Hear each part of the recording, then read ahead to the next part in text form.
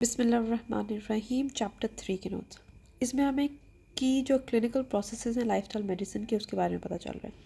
अब हमने क्या करना है इसके अंदर, पेशेंट की हिस्ट्री और फिजिकल जो हमने करना है लाइफस्टाइल मेडिसिन में, उसमें क्या क्या चीज़ें हैं। सबसे पहले वाइटल साइंस है, फिर हमने रिस्क फैक्टर्स की असेसमेंट करनी है, फिजिकल एग्जामिनेशन करना है, फिर आगे जैसे हम रूटीन में करते हैं लैब वर्क, उसकी इंटरप्रिटेशन, डायग्नोसिस, मैनेजमेंट और कोलैबोरेटिव केयर और रेफरेंस। अच्छा, वाइटल साइंस में क्या है, जामा हमें बताती है कि जो कॉम्पिटेंसीज है ना उनमें था कि आपने फ़िज़िकल एक्टिविटी जितने उसके जो पिलर्स हैं, physical activity, diet, stress, sleep, emotional wellbeing, tobacco use, alcohol consumption, इन सबको बीएमआई वाले को आपने लेना है उसके वाइटल साइंस में। लेकिन अब इन सब के बारे में ज़्यादा भी रिसर्च की ज़रूरत है। जो वैलिडेटेड है ना वाइटल साइंस, उनके अंदर हमारा फ़िज़िकल एक्टिविटी के 2 क्वेश्चन है, पैव्स, बीएमआई और ऑडिट्स, वो वैलिडेटेड वाले हैं। फिजिकल एक्टिविटी के अंदर हम क्या क्या चीज़ें हैं, एक ये पैव्स है, 2 आइटम इसके क्वेश्चन और उसके अलावा एडिशनल हम क्वेश्चन पूछते हैं, वो पैव्स का हिस्सा नहीं है, ठीक है। लेकिन फिजिकल एक्टिविटी के बारे में मज़ीद पता करने के लिए सही पता लग जाता है स्ट्रेंथ वगैरह का। उसके बाद अब बताते हैं फिजिकल एक्टिविटी जो है वो टोटल एनर्जी एक्सपेंडिचर का हिस्सा है और इसके ऊपर हमारा ज़्यादा कंट्रोल और इसका इम्पैक्ट भी आता है। बाकी जो चीज़ें डाइट हो गई या रेस्टिंग एक्सपेंडिचर है, उसको चेंज अगर हम करें तो उस पर हमारा इतना ज़्यादा इन्फ्लुएंस नहीं होता और उस पर बहुत ज़्यादा टाइम भी लगता है। अच्छा, उसके बाद फिर क्वेश्चंस क्या हो गए, क्वेश्चन हो गया कि हम how many days a week हम मॉडरेट टू स्ट्रेनस एक्सरसाइज करते हैं और ईच डे जो हम कर रहे हैं एक्सरसाइज वो कितने मिनट की होती है। उसके बाद जो हमें आंसर्स आएंगे उससे हम कैटेगराइज कर लेंगे कि बंदा इनएक्टिव है, इनसफिशेंटली एक्टिव है या सफिशेंटली एक्टिव है। फिर इसमें क्या असेस होता है, पैव्स में हमारे कार्डियोवैस्कुलर और इंडोरेंस असेस हो रही होती है। स्ट्रेंथ ट्रेनिंग का हमने क्या क्वेश्चन करना है अलग से कि आप कितने दिन स्ट्रेंथ ट्रेनिंग करते हैं। उसके बाद जी आगे डाइट का आ गया। डाइट इंपॉर्टेंट है क्योंकि बहुत सारी क्रॉनिक डिजीज़ जो हैं वो डाइट की वजह से होती हैं। यूएस डिपार्टमेंट ऑफ एग्रीकल्चर जो कहता है कि आप फूड को एज अ होल देखें, ठीक है, ये नहीं कि एक पर्टिकुलर न्यूट्रिएंट्स को देखें, फूड को एज अ होल देखें। उसके बाद शॉर्टफॉल न्यूट्रिएंट्स के क्वेश्चन करें, ये जो शॉर्टफॉल न्यूट्रिएंट्स है ना इनका देखें, क्वेश्चन करेंगे ये वो कितने खाते हैं, और अगर शॉर्टफॉल कम है तो इसका मतलब ओवर कंज्यूम्ड ज़्यादा है। तो ओवर कंज्यूम्ड के साथ भी आपने यही करना है, आपने पूछना है कि आप कितने ओवर कंज्यूम्ड, क्या क्या शुगरी ड्रिंक्स या जंक फूड वगैरह इस तरह की चीज़ें आप कितने खाते हो, ये आपके ओवर कंज्यूम्ड होते हैं। उसके बाद जो डाइटरी मेजर असेसमेंट है वो हम चैप्टर नंबर 5 में करेंगे। उसके बाद कुछ टूल्स इन्होंने बताए हैं नेशनल इंस्टीट्यूट ऑफ हेल्थ वालों के, शॉर्ट टूल्स वगैरह, उनके अंदर है स्क्रीनिंग टूल्स वगैरह हैं, DSQ है हमारे पास, कैलिफोर्निया का CHIS। इंपॉर्टेंट में कुछ ईट्स है, वो फ्रूट और वेजिटेबल की इंटेक की स्क्रीनिंग करते हैं। उसके बाद एक ओपन स्टडी है, वो हमें प्रोटीन और एनर्जी न्यूट्रिशन के बारे में बताती है। फिर हमारे पास माइंड डाइट स्कोर है, वो मेडिटेरेनियन और डैश डाइट की इंटरवेंशन न्यूरो डिजेनरेटिव स्कोर के लिए करती है। अगर ये पॉजिटिव आ जाए तो इसका मतलब है स्लो डिक्लाइन है ग्लोबल कॉग्निटिव स्कोर में।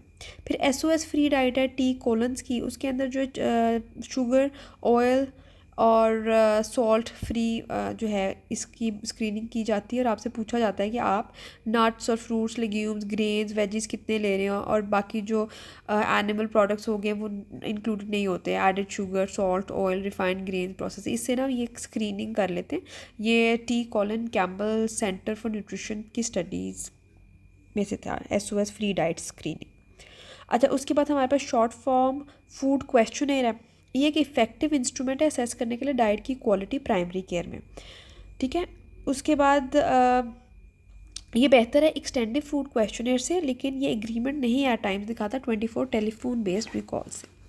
फिर स्ट्रेस है, 70% लोग स्ट्रेस की वजह से आते हैं। ब्रीफ क्वेश्चनर है परसीव्ड स्ट्रेस का, 10 आइटम्स वाला होता है। उसके बाद अगर जितना ज़्यादा आपका परसीव्ड स्कोर पे स्टेट है उतने ज़्यादा आप स्ट्रेस में हैं। इसके अंदर नेगेटिव क्वेश्चंस भी होते हैं और पॉजिटिव क्वेश्चंस भी होते हैं। उसके बाद जी हमारे पास एक शॉर्ट स्ट्रेस स्टेट क्वेश्चनर है, ये बड़ा है, longer length validating stress questionnaire, it is based on DSSQ। ये 24 आइटम्स का होता है, इसके अंदर आपकी सब्जेक्टिव स्ट्रेस देखी जाती है, टास्क इंगेजमेंट, डिस्ट्रेस और वरी वगैरह का। फिर स्लीप की बात आ गई, मिनी स्लीप असेसमेंट एक है लेकिन ये वैलिडेटेड नहीं है। 3 क्वेश्चन होते हैं इसमें, पूछते हैं आप वीकेंड्स में कितने आवर्स सोते हैं, वीकडेज़ पे कितना सोते हैं और आपकी क्वालिटी ऑफ स्लीप क्या है। फिर एप्सवर्थ स्लीपी स्केल है, इसमें 8 क्वेश्चन हैं। अगर ज़्यादा स्कोर आएगा तो इसका मतलब है कि आपकी हायर एवरेज स्लीप प्रोपेंसिटी है। और जिन जिनको नार्कोप्लेक्सी होता है उनका ये एलिवेटेड होता है। उसके बाद आ जाती है इमोशनल वेलबींग। ये जो है एक लॉन्गर क्वेश्चनर है, SWLS वहाँ से लिया गया। क्विक स्क्रीनिंग करता है, इसमें पूछा जाता है कि आपकी लाइफ कितनी क्लोज है आइडियल पे और कितने आप सेटिस्फाइड हैं। ओवरऑल जो है रिस्पॉन्सेज इसमें ये है कि जो ओल्डर एज होते हैं या हायर एजुकेशन वाले होते हैं, ये इनकी इनकम अच्छी होती है, इनकी स्ट्रेस मतलब इमोशनल वेलबींग अच्छी होती है। उसके अलावा भी हमें SF 12 और 36 भी अदर ऑप्शन हैं इमोशनल वेलबींग के लिए। टोबैको के लिए जी हम पूछते हैं यूज़, पूछते हैं कौन सा टाइप ऑफ आप यूज़ करते हैं, स्टेटस क्या है, करंट, पास या नेवर है। अगर करंट यूज़र है तो हमने डॉक्यूमेंट करना है अमाउंट ऑफ टोबैको यूज़ और कितने सालों से पी रहे हैं। WHO की गाइडलाइन जो है वो सर्वेलेंस का कहती है पास्ट यूज़र के लिए भी और screening of second hand exposure का भी। अल्कोहल के लिए हमने अगर कोई रेगुलर ड्रिंकर है तो उसको हमने स्क्रीन करना है एवरी विजिट पे, अगर नहीं है तो वंस ईयरली जो once a year at physical करना है। ऑडिट सी जो से उसके 3 क्वेश्चन है और उसके क्वेश्चंस में how often, how many and typical day बंदा पी लेता है और 6 और मोर इन वन ओकेजन कब कब पी सकता है बता। उसके बाद BMI जो है वो बहुत सारी बीमारियों के साथ एसोसिएटेड है तो इट इज़ इम्पॉर्टेंट। BMI जो है वो डायग्नोसिस और ट्रीटमेंट के लिए भी इम्पॉर्टेंट है। इसके 2 डिफरेंट इम्पीरियर और मेट्रिक के अलग अलग फार्मूलाज हैं, वो हमें पता होना चाहिए। और अंडर वेट और की वैल्यूज़ जो हैं एशियंस की और जो नॉर्मली दूसरी हैं वो अलग अलग हैं, उनका हमें पता होना चाहिए। उसके बाद इसका निमोनिक मैंने जो बनाया था वो 18.5, 25, 30, 35, 40। 18.5 के बाद 25, 30, 35, 40 5 का डिफरेंस है और हम उनको कैटेगरीज के साथ कर लेते हैं, देख लेंगे आपको वो सूट करता हो। मल्टीपल फैक्टर असेस्ड जो है इन सेम फॉर्म, अगर हमने कोई एक फॉर्म देखना हो जिसमें काफ़ी सारे डिफरेंट चीज़ें असेस हो रही हूँ तो उसके अंदर हमें ACLM का लोमा लिंडा यूनिवर्सिटी का 2 लाइफस्टाइल बिहेवियर स्क्रीनिंग क्वेश्चन है, ये अभी वैलिडेटेड नहीं है। इसमें 14 क्वेश्चन होते हैं, शॉर्ट फॉर्म होता है, 12 पेजेस का एक डिटेल भी होता है। ये 6 पिलर्स में LM की और वेट मैनेजमेंट होते हैं। उसके बाद US डिपार्टमेंट ऑफ वेटरन का whole health personal health inventory है, ये कॉम्प्रिहेंसिव सेल्फ असेसमेंट है। इसमें एनवायरमेंटल, बिहेवियरल, साइकोलॉजिकल इश्यूज़ वो सब पेशेंट के देखे जाते हैं। फिर आर्मी वालों के लिए एजमिथ टेस्ट है, इसके अंदर सोल्जर की फिजिकल, इमोशनल, स्पिरिचुअल, सोशल और फैमिली जो है उसके बारे में असेस कर लिया जाता है। उसके बाद एक इंपॉर्टेंट है AHA का 7 क्वेश्चन है। 7 क्वेश्चन है, इसके अंदर 7 रिस्क फैक्टर देखे जाते हैं जो लोग इंप्रूव कर सकते हैं तो उनकी कार्डियोवैस्कुलर हेल्थ इंप्रूव हो जाती है। ये क्या, आपका स्मोकिंग स्टेटस, आपका physical activity, weight, diet, blood glucose, cholesterol and blood pressure. अगर 5 इनमें से आइडियल रेंज में होना तो बंदे का 78% रिडक्शन हो जाता है कार्डियोवैस्कुलर डेथ का एज़ कम्पेयर टू किसी बंदे का जिसका 0 फैक्टर आइडियल रेंज में। अगली बात, हमने वाइटल साइंस कर लिया, सेस वगैरह कर लिया, अब हमने करना है रिस्क मैनेजमेंट। रिस्क मैनेजमेंट के लिए एक तो ये जो AHA का 7 क्वेश्चन है ये आ जाएंगे। उसके बाद रिस्क मैनेजमेंट के लिए एक है ACC का ASCVD रिस्क बाय ASCD। इसके अंदर हम क्या देखते हैं, इसके अंदर हम जेंडर देखते हैं, टोटल कोलेस्ट्रॉल देखते हैं, HDL, LDL, smoking, diabetes, hypertension, hypertension का कोई ट्रीटमेंट, डायबिटीज़ की हिस्ट्री और हाइपरटेंशन का कोई ट्रीटमेंट, मतलब कि स्टैटिन्स वगैरह, एस्पिरिन वगैरह तो नहीं ले रहे। ये एस्टिमेट करता है risk of MI next 10 years में और एज ये लेते हैं 20 to 79 विदाउट हार्ट डिजीज़।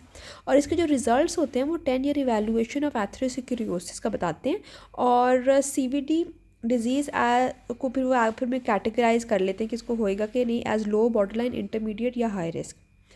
अच्छा, इसके अंदर अंडर एस्टिमेशंस भी होते हैं, ओवर एस्टिमेशंस भी हो सकते हैं क्योंकि बेसिकली ये डेवलप हुआ था Hispanic whites and African American के लिए। फिर उसके बाद हमारे पास एक 2015 का मीसा रिस्क स्कोर है। मीसा जो है जी वो कॉरोनरी कैल्शियम स्कोर को देखता है। ये वैलिडेट एज एक्यूरेट मेजर है 10 year coronary heart disease risk in man and women के लिए। फिर हमारे पास एक वुमेन के लिए रिनॉल्ड रिस्क है। उसके बाद ये रिनॉल्ड वाला जो है family history, high sensitivity, CRP देखता है, ग्लोबल CVD रिस्क बताता है। फिर हमारे पास डायबिटीज़ के लिए CDC की ऑनलाइन चीज़ें हैं। Diabetic risk assess, pre diabetics के लिए CDC का है और डायबिटिक्स के लिए हमारे पास जो है फिनिश का है, ADA रिस्क असेसमेंट है। फिर ऑस्ट्रेलियन गवर्नमेंट के भी टूल्स हैं। उसके बाद जी हमारे पास हमने ये कर लिया, हमने रिस्क असेसमेंट भी कर लिया। अब हमने फिजिकल इवैल्यूएशन और एग्ज़ाम करना है। उसके लिए हमने वेस्ट सर्कमफ्रेंस की इंपॉर्टेंस आ जाती है और वेस्ट जो है काफ़ी सारी क्रोनिक डिजीज़ में डायबिटीज़, हाइपरटेंशन, CVD के अंदर इंक्रीज़ वेस्ट हो तो इंक्रीज़ आपको बीमारियों के चांसेस हैं। ग्रेटर दैन 40 जो है एबनॉर्मल है मैन के लिए और ग्रेटर दैन 35 इंचेस वुमेन के लिए। अच्छा जी, उसके बाद एलिवेटेड ट्राइग्लिसराइड जैसे होते हैं और लो HDL होता है तो और इंक्रीज़ गर्थ साथ वेस्ट सर्कमफ्रेंस का भी एक रिलेशनशिप है। उसके बाद वेस्ट टू हिप रेशो आ जाता है। अगर ये नॉर्मल हो तो increase risk of metabolic complication, diabetes, hypertension, CVD होता है। ये नॉर्मल वुमेन के लिए लेस दैन 0.90 है और मेन के लिए 0.8 लेस दैन 0.85 है। उसके बाद बीएमआई की बात आ जाती है। ये जो है एशियन, जो हम एशियन, चाइनीज़, जापानीज़ जो हैं, इनका डिफरेंट होता है। और high risk of diabetes mellitus और lower risk as compare to whites हम लोगों के बीएमआई पे होता है, और बीएमआई के वैल्यूज़ अलग हैं, वो हमें देखनी पड़ेंगी एशियंस की क्या है। फिर बायो इम्पिडेंस एनालिसिस है, लो है, एक्यूरेट है, पर सेफ और इजी इन क्लिनिक्स है। फॉर बॉडी कॉम्पोजिशन आता है। अदर बॉडी कॉम्पोजिशन मेथड्स में हमें बॉटपोड, ओमरॉन, डेक्सा स्कैन वगैरह, hydrostatic under water skin calipers वगैरह आते हैं। ये भी बॉडी कॉम्पोजिशन को देखते हैं। फिर पल्स के लिए, पल्स नॉन स्पेसिफिक है, ये डिफरेंट कंडीशंस में बढ़ जाती है। ब्लड प्रेशर की जो है 2017 की अपडेटेड वैल्यूज़ हैं वो हमें देखनी पड़ेंगी। जो नॉर्मल वो बताते हैं वो लेस दैन 120 और by less than 80, elevated 120 to 129 by less than 80 शुरू हो जाते हैं। फिर स्टेज 1 स्टेज 2 जाते हैं। फिर हाइपरटेंशन की प्रेवलेंस जो है वो एज के साथ इंक्रीज़ होती है, ठीक है। 40 इंक्रीजेज विद एज 42 और 50% of adult above 60 have hypertension, और इनकी स्क्रीनिंग 6 to 12 मंथ्स हाइपरटेंशन की स्क्रीनिंग होएगी। उसके बाद इंटरसॉल्ट स्टडी क्या कहती है कि अगर आप स्मॉल रिडक्शन करें ना ब्लड प्रेशर में, तो आपकी सब्सटैंशियल रिडक्शन ऑफ इलनेस कम हो जाएगी। मतलब कि अगर आपकी बीपी थोड़ा कम हुआ ना, तो आपकी स्ट्रोक, सीवीडी, टोटल मोर्टालिटी कम हो जाएगी। उसने 2 मिलीमीटर पे, 3 पे, फिर 15 पे बताया। फिर हमारे पास फिटनेस टेस्टिंग है। फिटनेस टेस्टिंग जो डिटेल में हम चैप्टर नंबर 6 में करेंगे, उसकी उन्होंने बस थोड़ी सी बात की थी कौन कौन सी चीज़ें। उसके बाद हम स्क्रीनिंग और डायग्नोस्टिक टूल्स की तरफ चल जाते हैं। सबसे पहले हमने कंप्लीट मेटाबॉलिक पैनल करना है, उसमें 14 टेस्ट होते हैं। सीबीसी जैसे हम रूटीन करते हैं वो करते हैं। लिपिड्स हैं, उनकी बात होगी। फिर हमारा हाई सेंसिटिविटी सीआरपी है, जो कि मार्कर है क्रॉनिक इन्फ्लेमेशन का। उसके बाद फिर स्टिमुलेटेड सी पेप्टाइड है, ये determines if patient has diabetes mellitus 1 और 2। होमा आईआर है, ये एस्टिमेट करता है insulin sensitive and beta cell functioning, vitamin D और थायराइड, इनकी डिटेल्स भी आगे लिखी हुई हैं। उसके बाद फिर इंटरप्रिटेशन करनी है हमने अकॉर्डिंग टू गाइडलाइंस। इसमें उन्होंने हमें सारी बताई है कि डायबिटिक की HbA1c, हमने OGTT वगैरह, इन सबको हमने किस तरह से हम इनको इंटरप्रेट करेंगे, इनके नॉर्मल, प्री डायबिटिक और डायग्नोसिस के लिए। फिर आगे आ जाता है एक और इस चैप्टर का मेन पार्ट, वो है हमारा strategies for an effective office system, tools for tracking, screening और फॉलोअप। इसके लिए वो कहते हैं कि ट्रैकिंग कॉमन है और एसेंशियल है पेशेंट केयर के लिए, क्योंकि इससे हम अपनी क्वालिटी को मीट कर सकते हैं। अपने मैट्रिक्स जो भी हमने रखे हो, रीइंबर्समेंट हो, ट्रीटमेंट हो, इंटरवेंशन हो, इम्प्रूवमेंट वगैरह के लिए हमें ट्रैकिंग की ज़रूरत है। इसके लिए हम क्या क्या चीज़ ट्रैक कर सकते हैं, वाइटल साइंस को ट्रैक कर सकते हैं, लैब रिपोर्ट को, पेशेंट के सेटिस्फैक्शन स्कोर को। एक ट्रैकिंग टूल जो है वह HEDIS हाइडास है, health care effectiveness data on information set, ये वाइडली यूज़ है। और इसको रेटिंग इसके अंदर आती है क्वालिटी की, और ये आप प्रोग्राम की और प्रोवाइडर की, और ये हम आराम से पब्लिक के लिए अवेलेबल होती है, और ये it is reported once a year. उसके बाद EMSR की बात है, डिफरेंट टाइप्स के होते हैं। हाई रिस्क पेशेंट की ट्रैकिंग के लिए बड़े अच्छे होते हैं। नॉर्मल लैब रिपोर्ट्स देखनी हो, हाई रिस्क बिहेवियर वगैरह देखना हो, तो हम EMR से अच्छी तरह से ट्रैकिंग कर सकते हैं। अनकंट्रोल किसी की कंडीशन वगैरह को मैनेज अच्छे से कर सकते हैं। इसके अंदर रिमाइंडर्स वगैरह होते हैं डिफरेंट, तो वो एक अच्छा आपके पास टूल है। उसके बाद फिर यूज़ ऑफ लाइफस्टाइल मेडिसिन के लिए आपको फ्रीक्वेंट ट्रैकिंग करनी पड़ती है। ITLC के अंदर जो है, जो ट्रैकिंग का बता रहे हैं या लैब वर्क्स का बता रहे हैं, वो कह रहे हैं कि 1 to 4 वीक जो है वो आप कलेक्ट करें अकॉर्डिंग टू पेशेंट के इंश्योरेंस और अवेलेबिलिटी। उसका उन्होंने एक टाइमलाइन बताया है, लेकिन उसके अंदर उन्होंने इंश्योरेंस वगैरह का भी बताया कि आपने इंश्योरेंस के हिसाब से करना। और शेयरिंग मस्ट बी इनकरेज, कि आप एक्यूरेट जो मेजर्स से आप चीज़ें शेयर करें, ताकि बाकियों को भी लाइफस्टाइल इंटरवेंशंस के बारे में, जो पॉजिटिव चीज़ें हो रही हैं उसके बारे में पता चले। उसके बाद फिर collecting information about local community resources, office flow वगैरह। उसके अंदर है कि आपने अप टू डेटेड लिस्ट रखनी है रिसोर्सेज, और इसको रिव्यू करना है फिजिशियन ने, प्रोवाइडर ने, और ये देखना है कि जिन लोगों को उसने लिस्ट में रखा है, उसके टीम मेंबर को, किसी को कहता है ना कि वो अगर कोई टीम मेंबर उसका लीड कोऑर्डिनेटर बन के लिस्टें बना रहा है, तो उसको रिव्यू प्रोवाइडर ने करना है, ताकि जिन लोगों को ऐड किया है वो LM के हिसाब से ही चल रहे हैं कि नहीं। उसके बाद सस्टेनेबिलिटी, जो LM इंटरवेंशन है, उसके लिए वो कहते हैं कि आपने LM ट्रेन प्रैक्टिशनर्स को रीच आउट करें, ठीक है, उनके साथ एक अपनी कम्युनिकेशन करें, कोलैबोरेट करें। और जो भी इंटीग्रेटिव मेडिसिन को भी आप साथ अगर लेके चलें, तो वो भी LM के ऊपर ही फोकस करें। ऑनलाइन आपके पास काफ़ी सारे रेफरल रिसोर्सेज होने चाहिए, उनके उन्होंने नाम लिखे हुए हैं। उनके अंदर से जो इम्पोर्टेंट वाले हैं उनके अंदर एकेडमी ऑफ न्यूट्रिशनल डाइटिशियन है, होलिस्टिक न्यूट्रिशन वगैरह वाले, उनके साथ आपका एक सिस्टम बना होना चाहिए। फिर आपने इंटरडिसिप्लिनरी टीम को साथ ज़रूर लेकर चलना है, आपने अपनी स्टाफ को ट्रेन करना है कि वो एलएम के वाइटल साइंस ले, काउंसलिंग उनको करनी आनी चाहिए, उनको पता इंपॉर्टेंस भी होना पता चलना चाहिए कि हम जो कर रहे हैं वो क्यों कर रहे हैं, उनको टूल्स रिसोर्सेज उनके पास हो जाने चाहिए, उनको पेशेंट को आइडेंटिफाई करना चाहिए कि इसको कौन सा रिसोर्स हमने देना है। टीम अप्रोच करें, हर बंदे को कोई ना कोई अप्रोच करें, रोल दें अपनी टीम वालों में।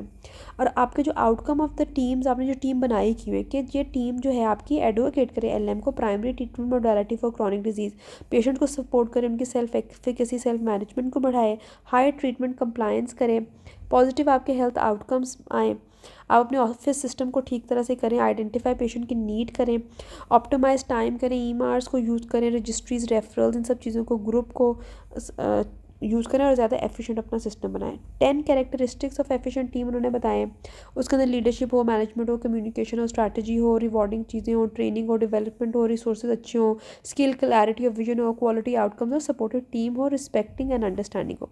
उसके बाद रिसोर्सेज ऑफ एलएम के अंदर उन्होंने जो है सीडीसी, नेशनल डायबिटिक प्रोग्राम्स, ये सारे जो है ऐसे रिसोर्सेज हैं जो एलएम को सपोर्ट करते हैं, काफ़ी लिस्ट है, आप देख लीजिएगा।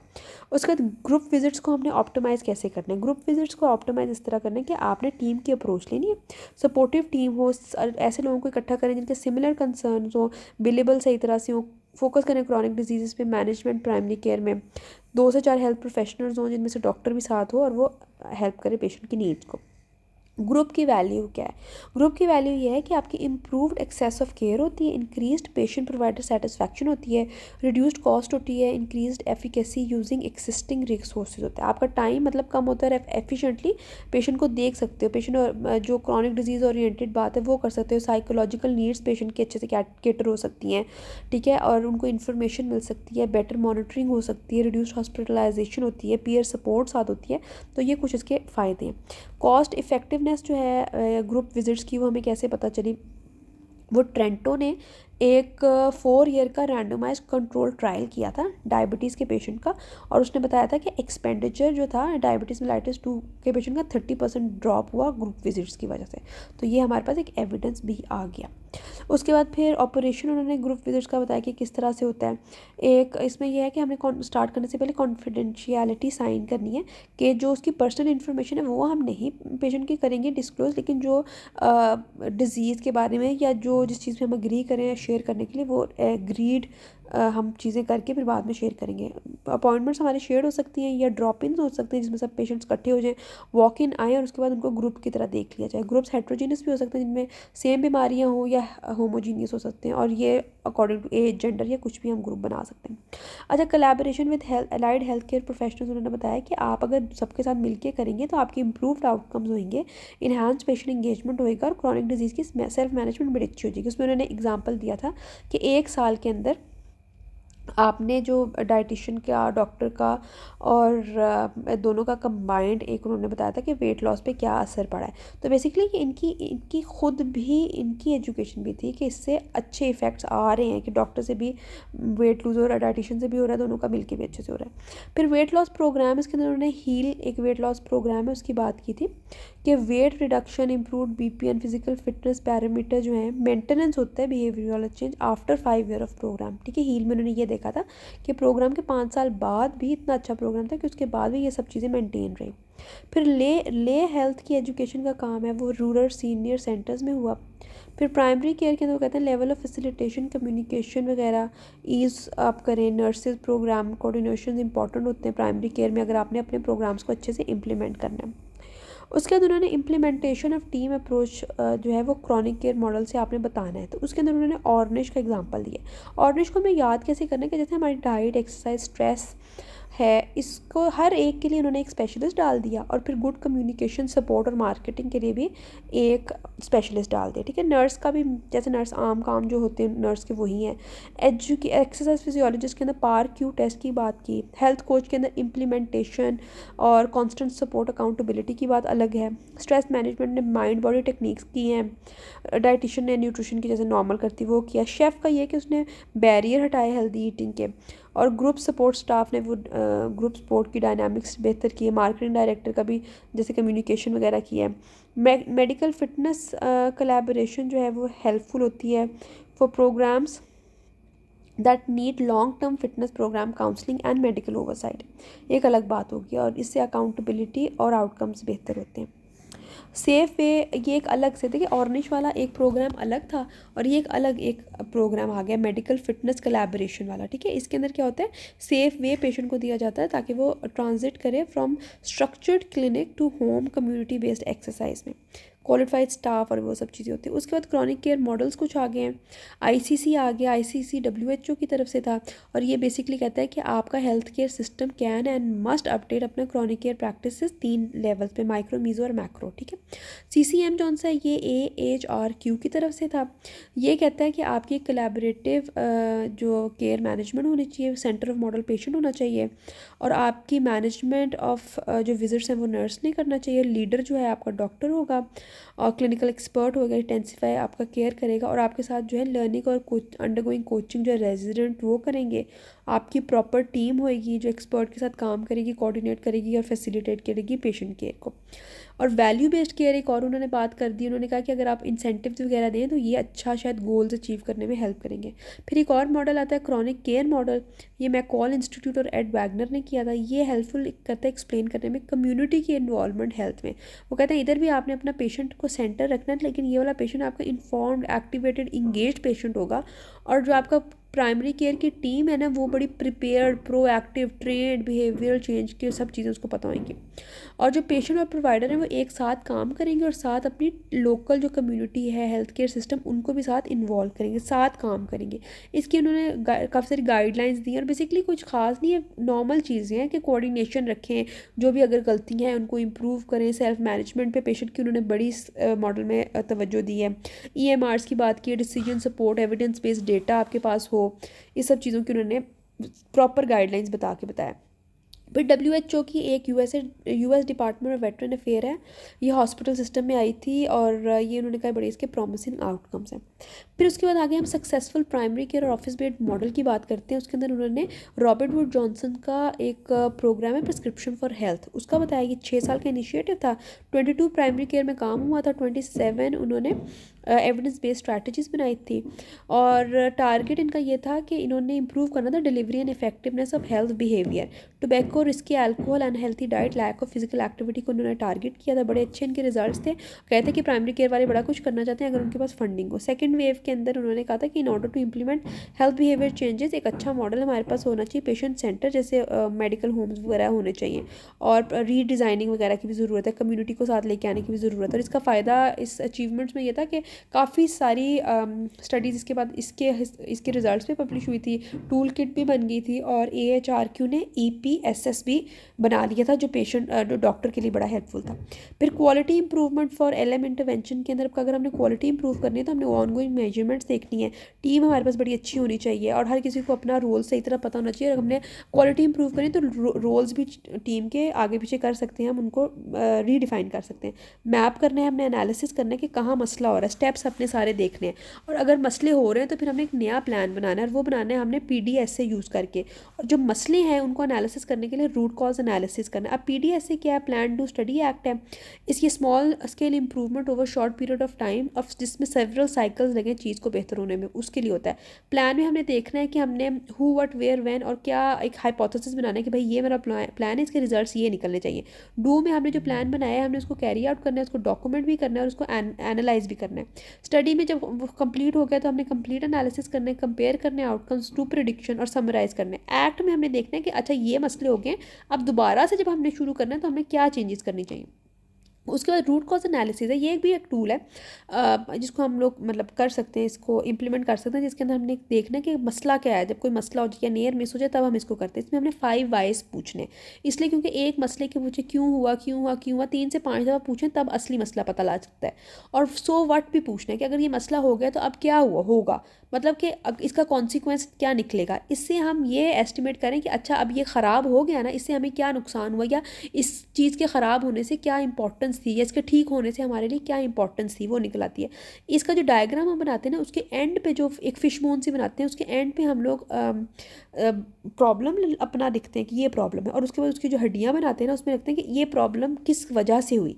फिर एनालाइज करते हैं कि क्या जो इशू हो रहा है वो बार बार हो रहा है, इसमें क्या मसला हो रहा है, इसको रिसर्च करते हैं, इंटरव्यू करते हैं अपनी टीम को, और दोबारा से चीज़ों को रीडिज़ाइन करते हैं PDS को यूज़ करते हुए और सोल्यूशंस की तरफ जाते हैं। ठीक हो जग जी, थैंक यू।